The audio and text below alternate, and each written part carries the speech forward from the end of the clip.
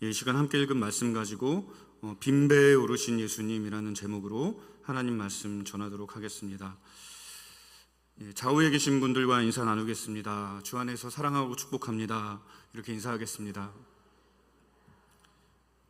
오늘도 하나님 말씀 통해서 빈배와 같은 인생에 주님이 함께 하실 때 우리를 채워주시는 은혜가 있고 축복이 있다는 것 다 같이 경험하시는 귀한 시간 되시길 바랍니다.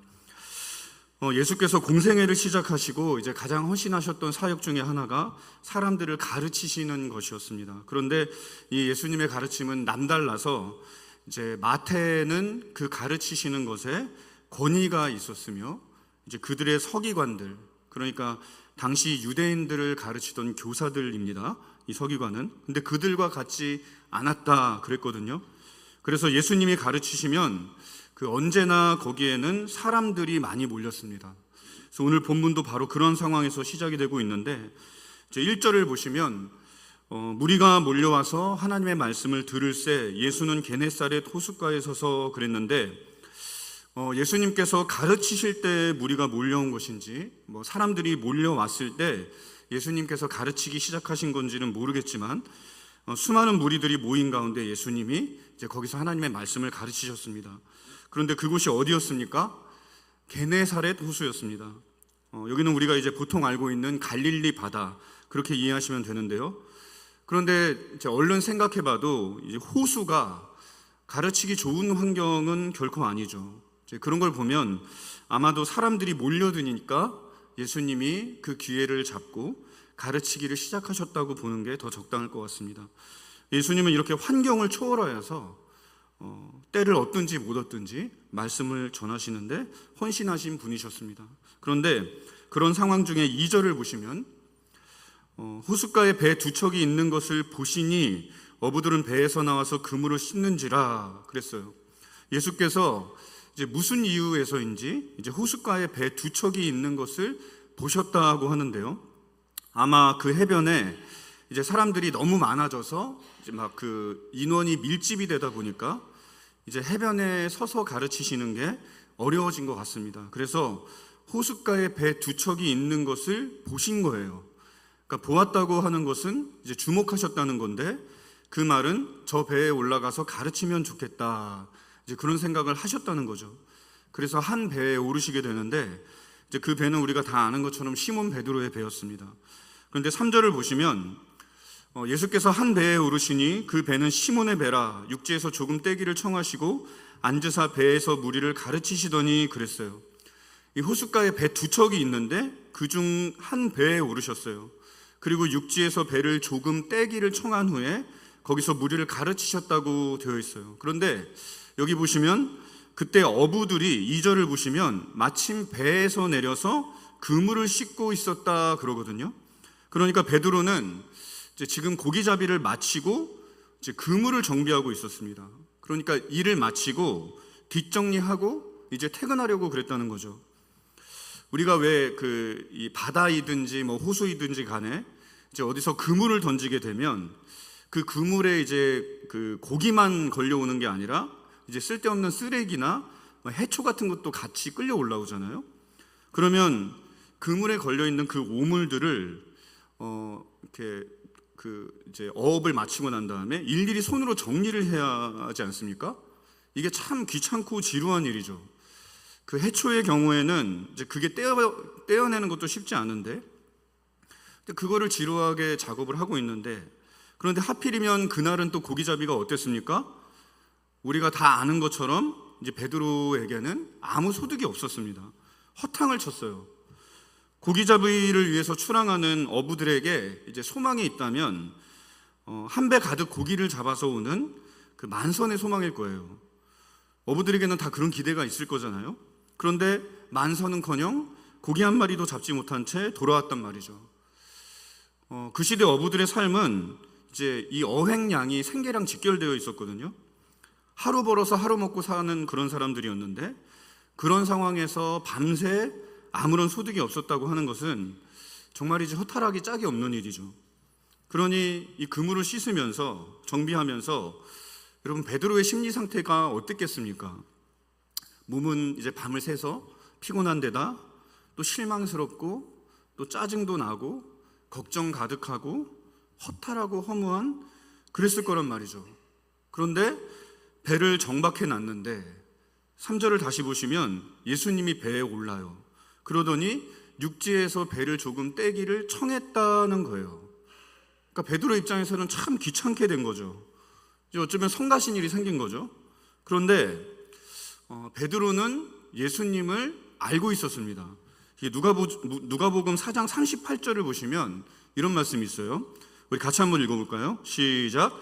예수께서 일어나 회당에서 나가사 시몬의 집에 들어가시니 시몬의 장모가 중한 열병을 앓고 있는지라 사람들이 그를 위하여 예수께 구하니 예수께서 가까이 서서 열병을 꾸짖으신데 병이 떠나고 여자가 곧 일어나 그들에게 수종드니라. 이런 일이 있었거든요. 그러니까 예수님께서 시몬, 베드로죠. 베드로 장모의 병을 중한 열병이라고 그랬어요. 그 병을 고쳐주셨거든요. 그래서 베드로는 사실 귀찮은 일이고 난처한 일인데 예수님의 청을 거절하지 못하고 거기 순종합니다. 그래서 빈 배에 예수님께서 오르시고 베드로는 이제 육지에서 배를 조금 떨어뜨려요. 그리고 주님이 거기서 사람들을 가르치시기 시작한 거예요. 그런데 생각해 보면 우리에게도 예수님이 이런 식으로 오셨거든요. 하는 일이라고 되는 게 하나도 없고 사는 건 막막하고 먹고 살기도 힘든데 밤이 새도록 수고했어도 빈 배와 같은 인생이 얼마나 많이 있습니까? 한 집안의 가장으로서 또 한 아내의 남편으로서 가족들 걱정에 또 살아갈 걱정에 어쩌면 참 힘든 매일이 우리 인생이죠. 매일이 힘든 게 우리 인생인데 그게 보통 사람들의 삶 아니겠습니까? 그런데 바로 그 상황 속에서 그 현실 속에서 주님이 찾아오신 거죠. 여러분에게 열매 없는 일이 있습니까? 아니면 손에 뭔가를 쥐고 싶어서 노력했는데 소득이 없는 빈손이십니까? 여러분 그 상황과 현실을 너무 괴로워하지 마시기 바랍니다. 왜냐하면 바로 그 자리로 주님께서 우리를 찾아오시기 때문에 그래요. 베드로가 빈 배였을 때 주님이 그 빈 배를 선택하시고 그 배를 타셨다라고 하는 이 말씀 속에서 우리가 얻는 위로가 그거죠. 우리도 사실은 만선을 기대하는 인생이고 또 성공과 성과들을 기대하곤 하지만 그렇지 않을 때가 많잖아요. 그래서 들인 노력에 비해서 이제 얻는 게 별로 없으면 사람들이 의식도 되고 또 남들 앞에 참 초라해지고 심지어 어떤 때는 가족들 보기도 민망할 때가 있을 때가 있잖아요. 시험에 실패했을 때 또 가져다 주는 월급 봉투가 작아졌을 때 설교를 열심히 준비했는데 죽을 썼을 때 잘 들어주세요 오늘. 그런데 그런 상황들을 너무 힘들어하지 마시길 바랍니다. 왜냐하면 바로 그 상황과 현실을 주님이 아시고 찾아오시기 때문입니다. 우리가 언제 주님을 만났고 우리가 언제 주님 앞에 나왔습니까? 이거는 저의 경험이기도 하고 제 가족들의 경험이기도 하고 제가 이제껏 만난 성도님들 대다수가 다 비슷하게 고백하는 건데요. 잘 나갈 때 내가 주님을 찾지 않습니다. 월급 많이 받을 때 주님 찾지 않아요. 사업이 잘 풀리고 떼돈을 벌면 주님을 찾습니까? 그렇지 않죠. 어렵고 힘들 때 주님께 나와요. 외로움에 시달릴 때, 병에 걸렸을 때, 크고 작은 인생의 시련에 직면했을 때 우리가 주님 앞에 찾아온다는 겁니다. 내 손에 만선의 기쁨이 있으면 안 찾아옵니다. 빈 배일 때 주님께 찾아오죠. 근데 여러분 사실 그것이 내가 결심하고 내가 의지를 동원해서 내가 주님 앞에 찾아온 것 같지만 사실은 어떻습니까? 사실은 그 상황을 통해서 주님이 내게 찾아오신 것이죠. 여러분 한번 생각해 보세요. 갈릴리 바다에서 잔뼈가 굵은 전문 어부가 밤새 그물질을 했는데 고기를 한 마리도 못 잡았다는 거, 여러분 이거 이상하지 않으십니까? 예수님이 그물을 던지라고 하니까 배에 잠기도록 고기가 잡혔다. 그것도 기적이지만 전문 어부예요. 어디에 그물을 던지면 고기가 잡힐지 안 잡힐지 이 포인트를 잘 아는 이 전문 어부가 밤새 수고했는데 고기 한 마리를 못 잡았다고 하는 거, 여러분 기적이 있다면 어쩌면 이게 정말 기적 아닐까요? 그럼 그 상황을 누가 만들었냐는 말이죠. 예수님이 말씀하시니까 만선이었어요. 그러니까 고기를 잡는 것도 사실은 하나님의 주권과 은혜죠. 여러분, 공중에 새를 먹이는 거, 새들이 열심히 날아다니면서 먹이를 찾는 것처럼 보이지만 사실은 하나님이 기르시는 거잖아요. 예수님이 그리 말씀하셨죠. 마태복음 6장 26절을 보면 같이 한번 읽어보겠습니다. 시작. 공중의 새를 보라. 심지도 않고 거두지도 않고 창고에 모아들이지도 아니하되 너희 하늘 아버지께서 기르시나니 너희는 이것들보다 귀하지 아니하냐, 그러셨잖아요. 그러면 성과가 없고 당장 열매가 없어요. 그러니까 사실 이 장면은 베드로를 부르시기 위해서 하나님이 만드신 상황인 거죠. 왜요? 우리에게 가까이 오시려고 우리를 찾으시는 거죠. 그러니까 우리는 때로 인생에서 이 빈손을, 빈 배를 경험해야 돼요. 우리 삶이 가득 차 있으면, 만족스럽고 충만하면 뭐 때문에 우리가 하나님을 찾겠습니까? 뭐 더할 게 없는 인생인데, 배부른데. 그래서 하나님은 때로 우리를 비우세요. 빈손이 되게 하시고 빈 배가 되게 하세요. 그리고 마음이 가난해졌을 때 우리를 찾으신다고 하는 것입니다. 탕자가 언제 아버지를 생각했습니까? 그 손에 든 게 있을 때는 아버지 생각을 안 했어요. 그런데 가진 거를 다 탕진하고, 유대인이면서 유대인들이 절대 가까이 하지 않는 불결한 동물, 돼지죠. 돼지가 먹는 쥐염 열매로 배를 채우고자 했을 때, 그조차도 없어서 굶주리게 되었을 때 아버지를 생각했습니다. 얼마나 비참한 거예요. 근데 이게 주님 입장에서는 참 난처한 거죠. 여러분, 하나님은요, 우리에게 풍성히 주시고자 하는데, 그래서 주면, 채워지면 주님을 등져요. 주님과 멀어져요. 그래서 비우자니, 낮추자니, 그러면 하나님을 의심하고 멀리하고, 그러나 낮추지 않으면, 비우지 않으면 이 사람이 주님을 찾지 않기 때문에, 하나님을 찾지 않기 때문에 하나님은 고육지책으로, 하나님의 원뜻은 그게 아닌데 우리를 가난하게 하고 비우시고 낮추신다고 하는 것입니다. 그렇게 주님의 찾아오심은 만선의 때가 아니었다는 거, 한 마리 고기도 잡지 못한 빈 배를 몰고 올 때 주님이 찾아오셨다는 거, 우리가 기억해야 할 부분입니다. 그래서 우리의 인생이 비워지고 가난해지고 낮아질 때, 내 인생이 내 뜻대로 안 될 때 우리는 하나님을 의식해야 하는 거예요. 주님의 부르심을 생각해야 됩니다.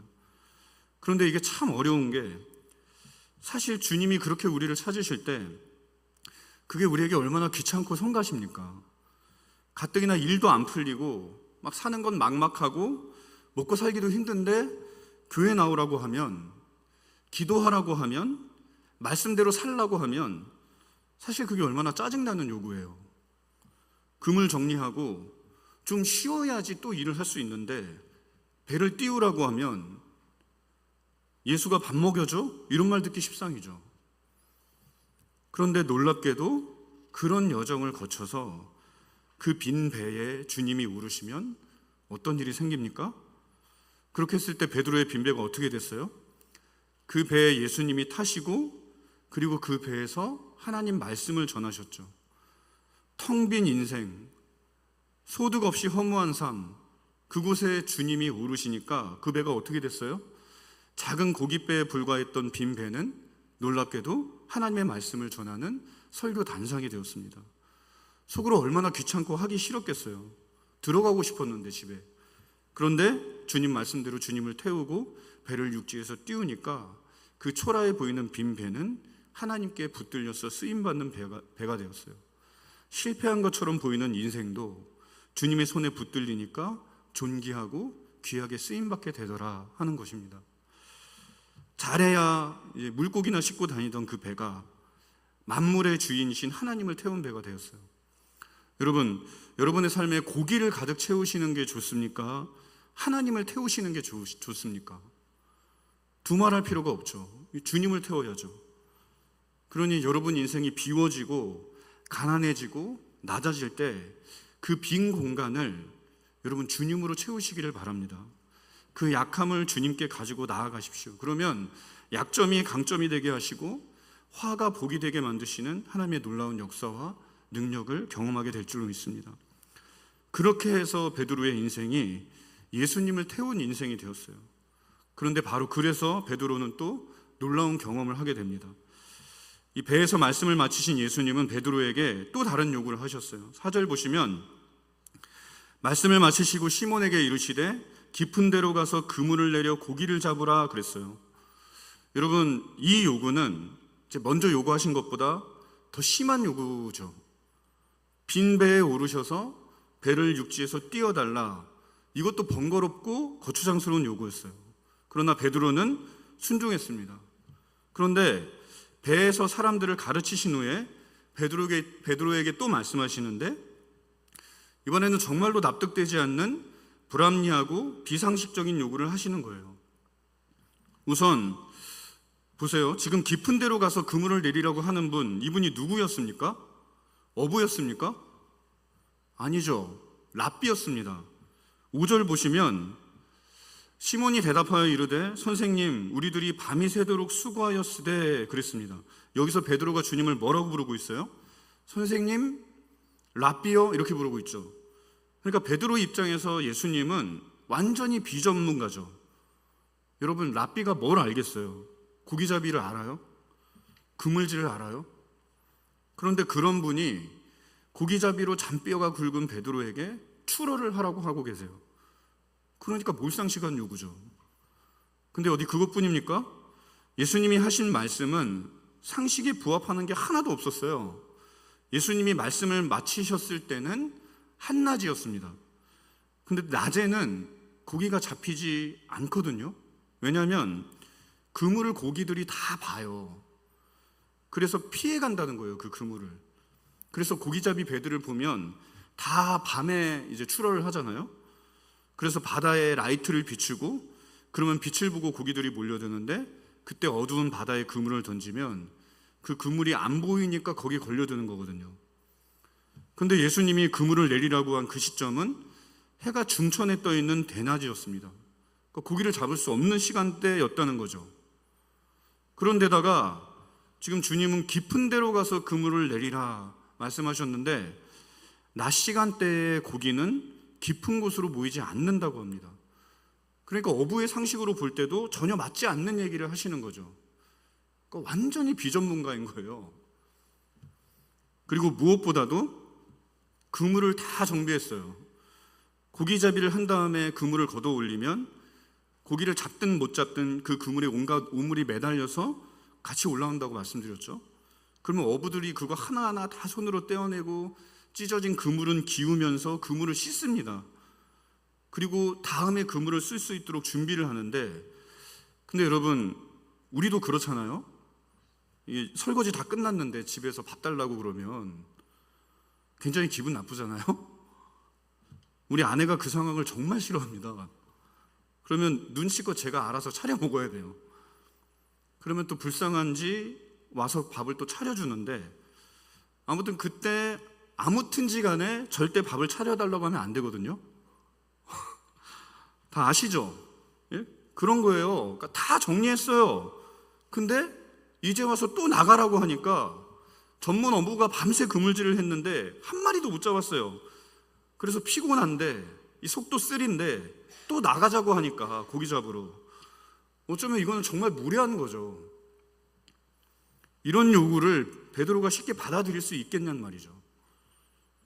그래서 베드로가 이렇게 대답합니다. 그게 5절인데 상반절을 한번 보세요. 보시면 시몬이 대답하여 이르되 선생님 우리들이 밤이 새도록 수고하였으되 잡은 것이 없지만은 그랬어요. 여러분, 이 말 무슨 뜻입니까? 왜 이 말을 붙였을까요? 선생님 말씀에 의지해서 내가 그물을 내리리이다 하면 되는데 거기에 토를 다는 거예요. 이건 뭐예요? 베드로에게 맞지 않는 요구라는 거죠. 지금 예수님의 요구가 말이 안 된다는 거예요. 그런 뜻이죠. 그러나 베드로는 그래서 이거 못하겠습니다 하지 않고 이제 그 다음 말을 이어가죠. 우리 본문에는 그러나가 없지만 원문에는 그러나가 있는데 그러나 말씀에 의지하여 내가 그물을 내리겠습니다. 그래요. 여러분, 베드로가 왜 예수님의 요구를 들어준 걸까요? 베드로 입장에서는 하나도 들어줄 게 없는 말이거든요. 들어줄 수 없는 요구예요. 그럼에도 불구하고 베드로가 따랐어요. 뭐 때문일까요? 그거는 한 가지 이유밖에 없습니다. 그게 굉장히 불합리하고 무례하고 몰상식한 요구지만, 그럼에도 베드로가 말씀에 순종한 이유는 그 명령과 요구를 하신 분이 예수님이기 때문이에요. 만약에 다른 사람이 시켰다면 안 했을 거예요. 그런데 예수님이에요. 중한 열병에 걸린 베드로의 장모가 그 병을 예수님이 꾸짖었는데 뭐 손을 대고 약을 바르고 그런 게 아니에요. 병을 꾸짖었대요. 병을 꾸짖는다. 이게 말이 안 되잖아요. 여러분, 병원 가서 한번 병을 꾸짖어 보세요. 어떻게 될까요? 그 병원에 여러분이 입원하시게 될 거예요. 사람들이 미쳤다고 하고 입원을 시키시겠죠. 그러니까 이 병은 꾸짖을 대상이 못 됩니다. 그런데 베드로 장모의 병을 꾸짖으셨는데 저게 뭐 하는 거지? 어라? 그랬는데 그 중한 열병이 무슨 순종이라도 하듯이 떠나갔어요. 베드로는 이미 예수님 말씀의 능력을 본 사람입니다. 우리 다시 한번 누가복음 4장 38절 39절 보실까요? 같이 한번 읽어보겠습니다. 시작. 예수께서 일어나 회당에서 나가사 시몬의 집에 들어가시니 시몬의 장모가 중한 열병을 앓고 있는지라 사람들을 그를 위하여 예수께 구하니 예수께서 가까이 서서 열병을 꾸짖으신데 병이 떠나고 여자가 곧 일어나 그들에게 수종드니라. 이걸 베드로가 봤습니다. 그런데다가 게네사렛 호수 갈릴리 그 바닷가에서 수많은 무리들을 말씀으로 가르치실 때 곁에서 베드로가 그걸 들었겠죠. 배 위에 있었을 거니까요. 배를 띄워달라고 했으니까 밤새 일해서 피곤한데 엉겹결에 예배드리고 설교 들은 거예요. 그런데 그 말씀에 권위가 있었다고 했죠. 그 권위와 영광을 또 본 거예요. 그러니까 베드로가 뭐라 그래요? 5절 다시 보시면 밤이 새도록 수고하였을 때 잡은 것이 없지만은 말씀에 의지하여 그물을 내리리이다 하잖아요. 그러니까 베드로가 말씀을 의식했어요. 그래서 자기의 경험과 이력을 다 내려놓고 예수님을 믿고 그 말씀대로 행동에 옮긴 겁니다. 그런데 그렇게 했을 때 어떤 결과를 봅니까? 6절과 7절까지 한번 볼까요? 6절, 7절 한번 읽어보겠습니다. 시작. 그렇게 하니 고기를 잡은 것이 심이 많아 그물이 찢어지는지라 이에 다른 배에 있는 동무들에게 손짓하여 와서 도와달라 하니 그들이 와서 2배 채움에 잠기게 되었더라 그랬습니다. 밤새 수고했지만 한 마리 고기도 잡을 수 없었어요. 그런데 예수님의 말씀에 순종하자, 얼토당토 않은 말이었어요. 근데 그 말씀에 순종하자 그물이 찢어질 정도로 많은 고기를 잡았다는 거예요. 심지어 다른 배에 도움을 청하면서, 아마 안드레의 배일 거예요. 그 배에도 고기를 실었는데 2배에 가득 채웠는데 어떻게 됐어요? 배가 잠기게 되었더라. 그 잡은 고기의 무게에 눌려서 배가 이제 가라앉잖아요. 사람들이 많이 타면 차량도 가라앉잖아요. 푹 가라앉는데 이게 잠기는 거 아닌가 싶을 정도로 만선의 기쁨을 누렸다고 하는 거예요. 밤새도록 노력했는데, 밤새도록 그물을 내렸는데 아무리 노력해도 해결되지 않는 문제였는데, 우리 삶이 꼭 그래요. 여러분, 돈을 많이 벌어요. 그러면 여러분 우리 삶의 문제가 해결이 되나요? 아니죠. 가족들과 화목해요. 그러면 문제가 해결이 되나요? 아니죠. 우리가 아무리 수고해도 우리가 탄 배는 결코 만선이 못 됩니다. 채워지지가 않아요. 고기로 채우고 돈으로 채우고 인간관계로 채우고 여러 가지를 이것저것 채워도 결코 만선은 못 되는, 어쩌면 빈배인 것 같은 게 우리 인생이잖아요. 그런데 예수님께서 배에 타시고 그분의 말씀대로 했더니 어떻게 되었다고요?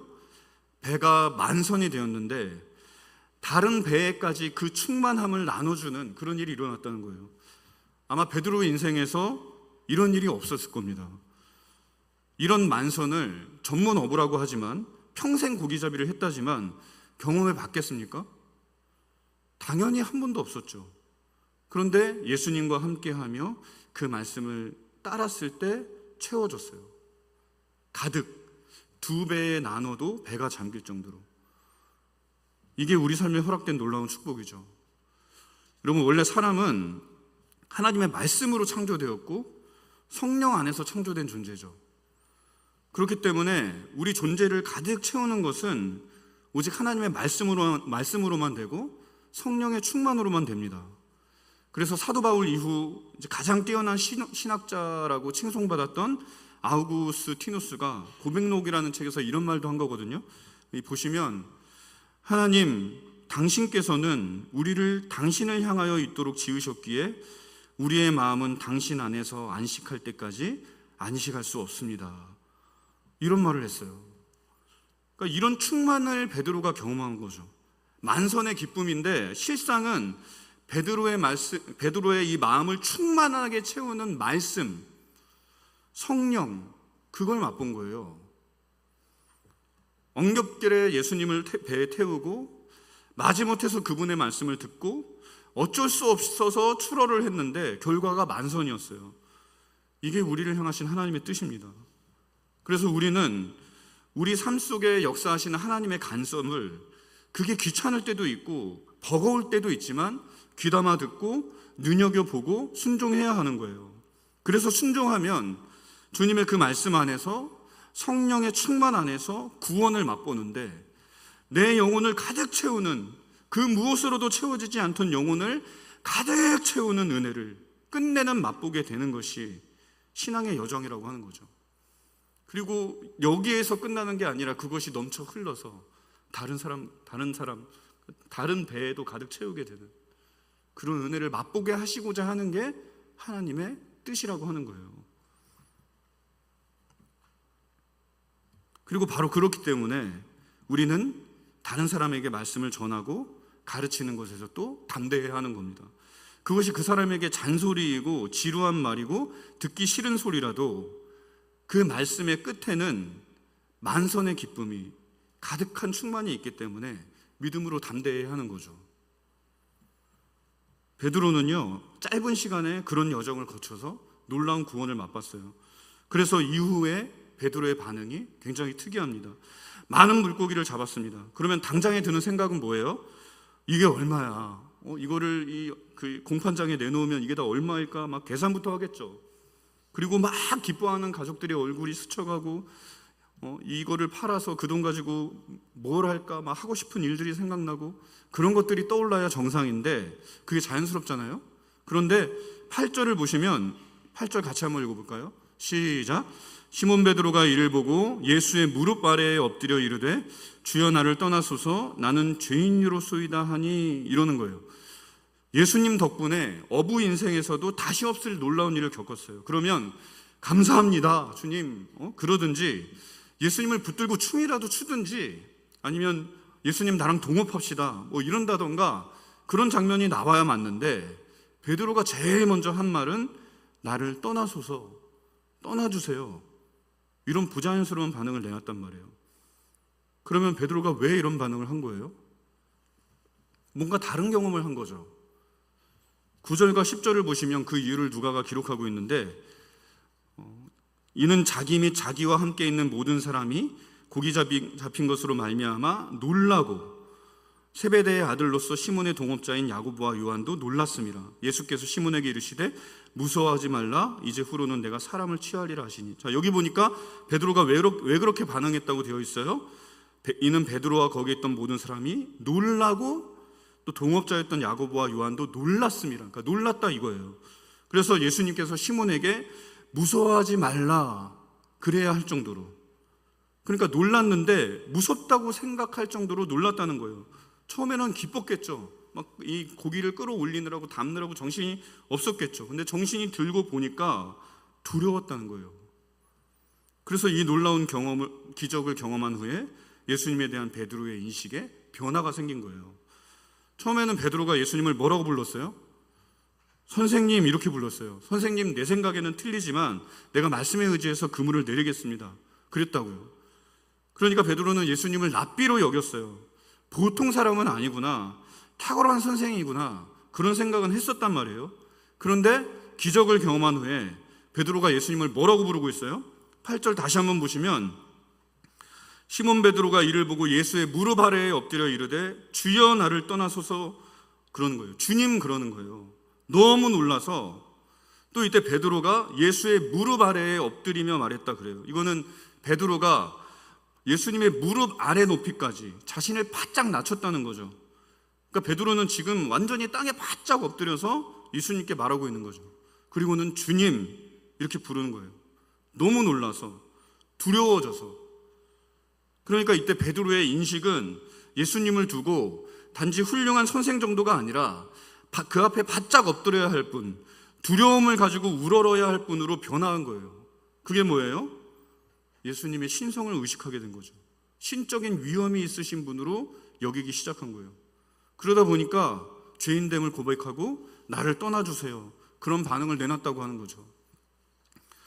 여러분, 왜 우리도 그러잖아요. 제가 이제 신대원 다닐 때 최홍석 교수님이라고 이 조직신학을 가르치시던 교수님이 계셨는데, 그분 별명이 뭐였냐면 총신의 성자였어요. 성자. 그래서 사람들이 그분을 보면 그냥 우러러 보는데, 그게 얼마나 대단했냐면 그냥 그분이 나타나면 학생들이 반으로 쫙 갈라져요.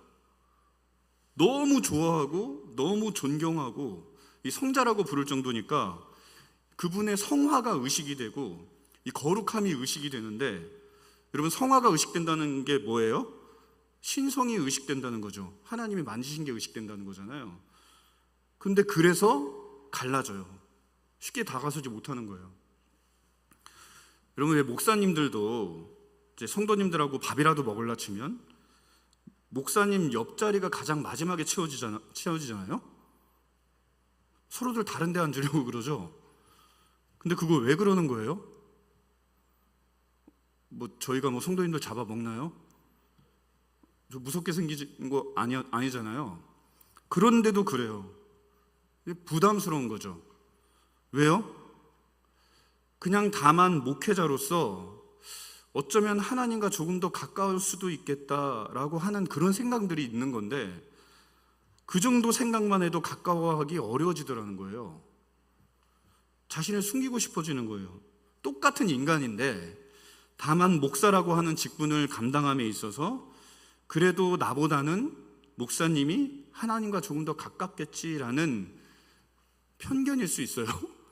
편견, 그런 인식 때문에 목사들을 이렇게 피하려고 하는데, 하물며 예수님을 보니까 이거는 보통 사람, 단지 훌륭한 사람 정도가 아닌 거예요. 병을 꾸짖고 자연과 바다를 다스리는, 물고기도 지배할 수 있는 신적인 위엄을 그분에게서 보니까, 그러니까 베드로의 입에서 나 죄인입니다, 저는 주님과 함께 있을 만한 사람이 못 됩니다, 그러는 거죠. 그런데 베드로가 알지 못했던 게 있어요. 뭘까요? 하나님은 바로 그런 사람들을 쓰신다는 겁니다.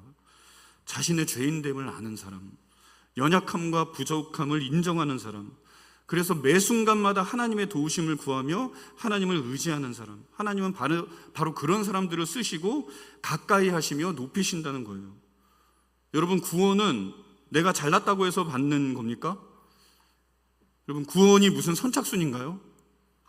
달리기 잘하는 사람이 구원받고 공부 잘하는 사람이 구원받고 세상에서 떵떵거리며 실력 있게 사는 사람들이 구원받는 건가요? 하나님께서 봤을 때 쓸모가 좀 있겠다는 사람이 구원받나요? 아닙니다. 그럴수록 구원과 멀어져요.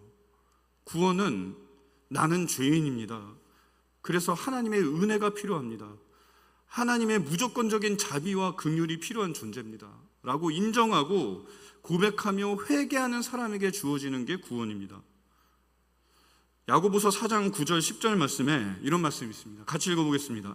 시작. 슬퍼하며 애통하며 울지어다 너희 웃음을 애통으로 너희 즐거움을 근심으로 바꿀지어다 주 앞에서 낮추라 그리하면 주께서 너희를 높이시리라 그러거든요.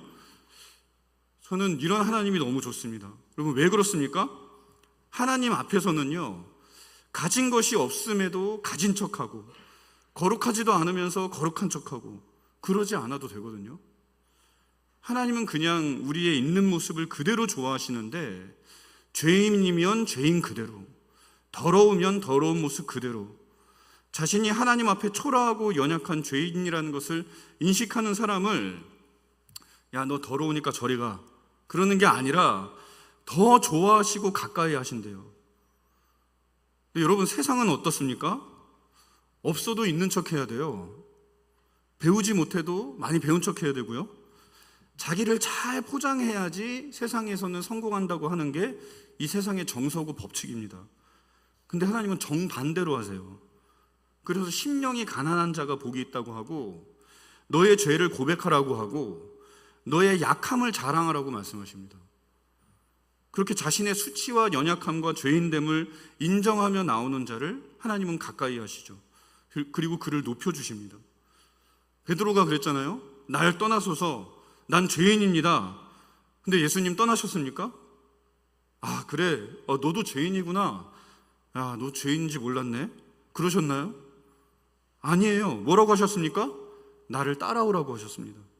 내가 너의 삶에 더 깊이 개입하고 간섭하겠다. 이제 너의 인생을 위대하게 바꿔주겠다. 그렇게 말씀하시고, 여러분, 오늘 본문 속 사건의 결론을 한번 보세요. 베드로가 많은 고기를 잡아서 그 고기 팔아서 잘 먹고 잘 살았다라고 본문이 끝나지를 않아요. 어떻게 합니까? 10절 보시면 같이 읽겠습니다. 시작. 세베대의 아들로서 시몬의 동업자인 야고보와 요한도 놀랐음이라. 예수께서 시몬에게 이르시되 무서워하지 말라. 이제 후로는 내가 사람을 취하리라 하시니 그랬어요. 예수님이 그들을 사람을 취하는 자들로 부르신다는 거예요. 물고기 잡던 자들을 사람을 취하는 자들로 쓰시겠다는 이 말씀에 베드로와 그의 동료들이 응답하죠. 그래서 11절에 그들이 배들을 육지에 대고 모든 것을 버려두고 예수를 따르니라 그랬어요. 여기 보면 모든 것을 버렸다고 했는데, 그 모든 것이라고 하는 말에는 이제 방금 잡은 수많은 고기들, 그리고 이웃 친척으로 대변되는 자기 자신의 삶의 기반들, 기초들을 다 버렸다는 거예요. 아브라함처럼 본토 친척 아비집을 떠났다는 거예요. 지금은 이제 그 개인주의 사회여서 좀 덜하지만, 옛날에는 가족 공동체의 그 끈끈한 유대가 때로는 생계 수단이 되기도 하지 않습니까? 가족이, 친척이, 이웃이 도와줘야 살 수 있는 굉장히 끈끈한 유대 관계 속에 있어야 그 사회의 구성원으로서 살아갈 수 있는 힘과 능력이 생기는데, 그런 가족과 이웃과 친척을 버렸다는 거, 그 가족과 이웃과 친척 또는 배와 방금 잡은 수많은 고기들, 이거 생계의 수단이잖아요. 이게 예수님 만나기 전에는 너무나 가치 있고 소중한 것들이었어요. 그런데 그것을 버립니다. 왜 그렇습니까? 그것들과는 비교할 수 없는 엄청난 가치를 가지신 너무나 소중한 분이신 예수님을 만나기 때문에 다 버리는 거예요. 방금 전에 그 만선의 기쁨도 버려버리는 거예요. 사도행전에 나타나는 초대교회의 모습 중에 하나가 바로 나눔이었는데, 나눔, 누군가를 위해서 조건 없이 대가 없이 내 것을 줄 수 있게 되었다 하는 건데, 이거는 그 사람들 안에서 내 것이라고 생각했던 그 돈의 가치가 상대적으로 낮아졌기 때문에 가능한 일이거든요. 초대교회의 공동체에 말씀이 들어오고 복음이 들어오고 구원이 들어오고 예수가 들어오니까 이 땅에서 최고로 쳐주는 절대적인 가치인 돈의 가치가 낮아지게 됐고, 그래서 내가 이 돈을 내줌으로 투자의 개념이 아니라, 나중에 갚으라는 개념이 아니라 안 갚아도 돼, 조건 없이 대가 없이 줄 수 있는 그런 공동체로 바꿀 수 있게 된 거죠. 이걸 가장 또 잘 보여주는 인물이 삭개오잖아요. 삭개오에게도 그런 변화가 있었죠. 그는 돈의 인생을 건자였습니다. 그래서 민족의 반역자라는 비난을 들어가면서 민족의 고열을 빨아서 자기의 부를 채우는 세리, 그것도 세리의 장이었어요. 그게 삭개오였습니다. 근데 그런 그가 평생을 민족의 반역자라고 욕을 먹으면서 자기 인생의 전부라고 생각했던 그 돈을 예수님 만나니까 하찮은 것으로 여기게 되죠. 왜? 예수님 만났더니, 예수님 만나고 제일 먼저 그가 취한 행동이 내 소유의 절반을 가난한 자들에게 나눠주겠습니다. 내가 누군가의 것을 빼앗은 게 있다면 4배나 더하여 갚겠습니다. 그래요. 여러분, 이렇게 변화되는 게 예수 믿으면 착해져야 된다는 어떤 종교적인 의무감 때문에 그런 겁니까? 아니죠. 예수님이라는 돈과는 비교할 수 없는 소중하고 존귀한 가치가 내 안에 들어오니까 돈이라고 하는 가치가 상대적으로 약화되는 거죠. 여러분, 그 5만 원짜리 지폐가 처음 생기고 우리가 정말 이만저만 손해를 보고 사는 게 아니에요. 아이들에게 돈을 줘도 옛날에는 10,000원짜리 한 장 주면 감사합니다 하고 그랬거든요. 근데 요새는 5만 원짜리 안 꺼내면 고마운 티도 안 내요. 한 장 갖고도 안 돼요. 두 장은 꺼내요. 5만 원짜리를 꺼내서 줘야지 그래도 용돈 받았구나, 그런 느낌인 거예요. 5만 원짜리가 없었을 때는 10,000원짜리가 최고의 가치라서 10,000원짜리 한 장, 10,000원짜리 두세 장 주면 아이들이 되게 기뻐했었습니다. 근데 5만 원짜리가 오니까 10,000원짜리의 가치가 상대적으로 약화됐네요. 바로 이거 같은 거죠. 그래서 바울이 이렇게 고백했죠. 빌립보서 3장 7절부터 9절까지 이렇게 보면 같이 한번 읽어보겠습니다. 시작. 그러나 무엇이든지 내게 유익하던 것을 내가 그리스도를 위하여 다 해로 여길 뿐더러 또한 모든 것을 해로 여김은 내 주 그리스도 예수를 아는 지식이 가장 고상하기 때문이라. 내가 그를 위하여 모든 것을 잃어버리고 배설물로 여김은 그리스도를 얻고 그 안에서 발견되려 함이니, 그랬어요. 그리스도 예수를 아는 지식이 가장 고상하기 때문에 내가 이전에 가졌던 모든 가치들, 내 지식, 내 소유, 내 사회적 위치와 신분들, 이게 다 배설물처럼 여겨졌다는 거예요. 가치가 없어졌다는 게 아니라 너무나 큰 가치가 나한테 들어오니까, 예수 그리스도라고 하는 너무나 큰 가치가 들어오니까 다른 세상적 가치가 아무것도 아닌 가치가 되어버렸다는 거예요.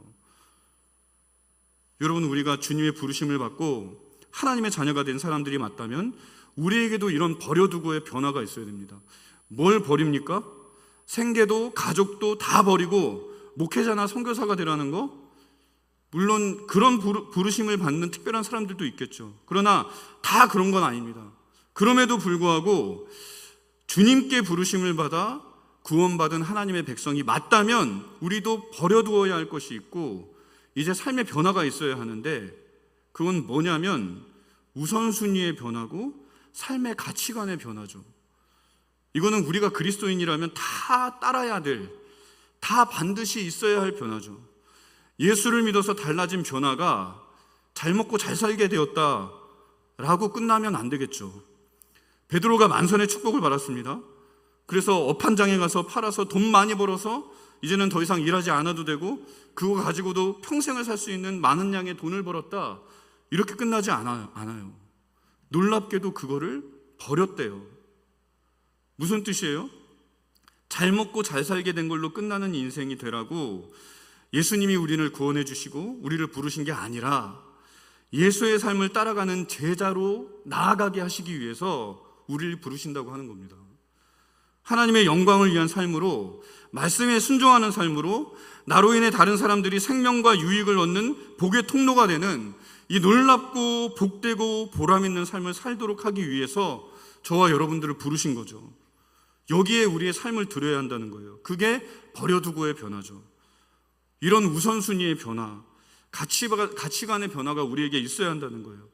그래서 주님이 가시는 곳이면 어디든지 따라가서 그것으로 나의 삶을 드리는, 주님을 따라가서 내 삶을 드리는, 다른 이에게 나의 삶을 나눠주는 그런 일들이 있어야 한다는 거예요.